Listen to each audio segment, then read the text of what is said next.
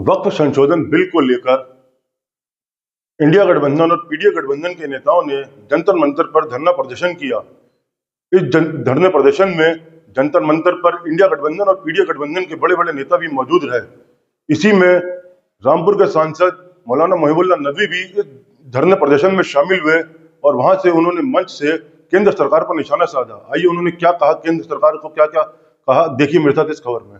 मोहतरम आली जनाब सदर मोहतरम all India Muslim personal law board और दीगर तमाम मजहबी सियासी रहनुमा, तमाम पार्टियों के इंडिया अलायंस के रहनुमा और हमारी पार्टी के सीनियर रहनुमा जितने यहाँ मौजूद हैं और आप तमाम मीडिया के सामने मैं इस बात का ऐलान करता हूँ अपनी पार्टी की तरफ से और सारे हिंदुस्तान की उन दबी कुचली तमाम आवाजों की तरफ से जिन्हें आरएसएस ने सैकड़ों साल से जिनको दबाकर कुचल कर रखा है और अब वो संविधान को कुचलना चाहते हैं, बिल्डोज करना चाहते हैं। समाजवादी पार्टी ने माननीय अखिलेश यादव जी ने पहले दिन ही जब ये बिल लाया गया था साफ साफ कह दिया था कि ये कॉन्स्टिट्यूशन संविधान पर सबसे बड़ा होने वाला आजादी के बाद हमला है,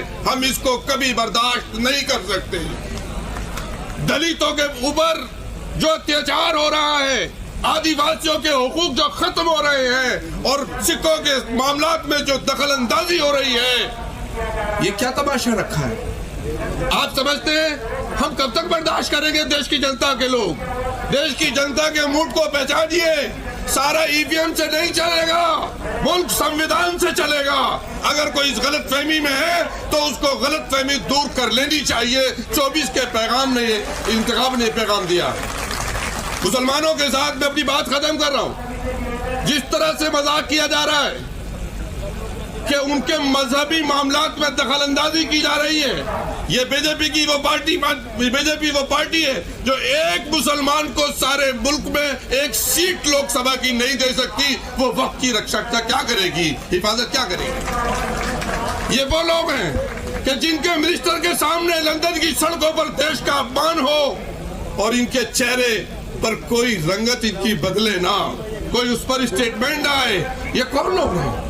देश की जमीन अरुणाचल और हिमाचल में खिसक रही है जमीन, उसके ऊपर सरकार ने आके बदली है। ये सिर्फ हिंदू मुस्लिम इशू को उठाकर लड़ाकर अपनी सरकार को मजबूत करना चाहते हैं। मैं अपनी बात को खत्म कर रहा हूँ इस पैगाम के साथ कि ये लड़ाई लंबी है। यह लड़ाई उन अंग्रेजों के गुलामों से है जिन्होंने देश के साथ कभी अहद वफा नहीं किया और ये देश के उन वफादारों से है जिन्होंने 100 साल तक देश की धरती को बचाने के लिए, देश की इज्जत और वकार को बचाने के लिए अपनी जानों की कुर्बानियां दी हैं। लेकिन मैं एक मशकूर भी हूँ, मोदी सरकार और आरएसएस का मशकूर भी हूँ, शुक्रिया भी अदा करता हूँ कि उन्होंने देश की सोई हुई आवाम को जगाने का काम किया है। अब बात असल मुद्दों पर होगी, लड़ाई झगड़े की बात नहीं होगी। ये होली के अवसर पर बहुत लोगों ने चाहा लेकिन कामयाबी नहीं मिली, इसलिए कि हिंदू मुसलमान अब ये चाहते हैं कि इत्तेहाद के साथ, मोहब्बत और भाईचारे के साथ मुद्दों पर देश की तरक्की के लिए बात होगी। अब नफरत की सियासत इस मुल्क में बंद होगी और वक्फ बोर्ड एक बड़ा इशू है। इस पर हम सब लोग, सारे हिंदू मुसलमान सिख ईसाई सब मुत्तहिद हैं। अगर हिंदू इंडोमेंट में किसी क्रिश्चियन का दाखिला नहीं हो सकता, हत्ता के मामला ये है कि हमारे दलित भाइयों को भी दाखिला नहीं मिलता है, मंदिर धोए जाते हैं, तो आप कैसे मुस्लिमों को वक्फ बोर्ड में शामिल कर रहे हो?